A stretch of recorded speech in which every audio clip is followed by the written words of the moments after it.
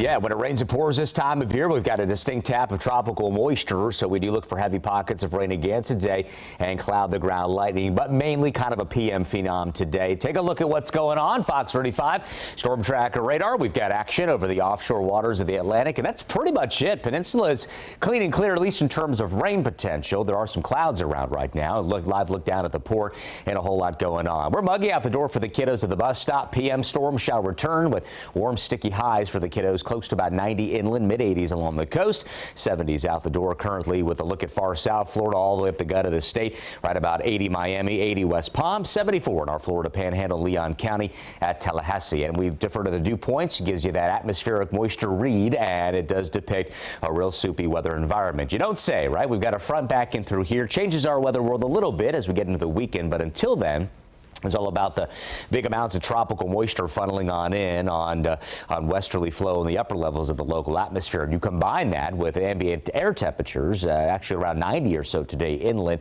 It'll feel every bit of about 100 degrees during peak afternoon heating before the raindrops start to settle on in. Palm Coast could see a few light showers, even a few isolated storms by 1 o'clock. But the gist of the forecast is from that point on, we really fill in the void here in the local skies and bring about an upswing, a surge, if you will, of showers and storms. We're steamy with scattered mainly PM storms out at the theme parks today. 70% are on that by 5 o'clock. Here's what I'm looking at in the forecast models today. You see by 12:45, not much going on. It's after 2 o'clock we get that famous push we're known for around here, and then things relax for tonight, only to resurge as we get into Wednesday. You can see the afternoon hours also quite stormy. Notice, though, where that storminess is coming from as a front begins to load up to our north and west. That's going to push some rainy air on top. Up behind it, we see a surge of beautiful air across the southern states. We get a little taste of that drier air by the weekend. We'll start to see rain chances dropping off to about 20% as we get to late Saturday and the Sunday and Monday of next week.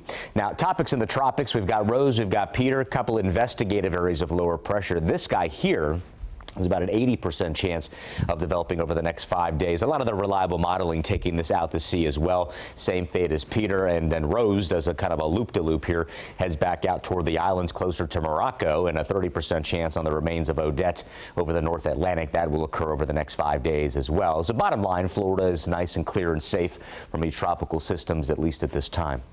Southeast winds at 5 to 10 on the coastal waters today. Seas bumping about 2 to 3 feet. Your low tide, high tide cycles at Ponce Inlet and Port Canaveral. Check out my star at King's Catch today. Good on you, Richie G. Got himself a beautiful red snapper here in our central Florida waters. He's looking good, and we appreciate the share and the send for today's King's Catch segment. Tomorrow we bring in the fall season. Hardly feeling like it, though, at about 90. And then we get that surge of dry air as we get into the late weekend time frame. About 20% chance of rain Sunday and Monday. Looks like warm highs, mid-upper 80s, and lows may wake up into the upper 60s for some of you by Monday morning there at about 69.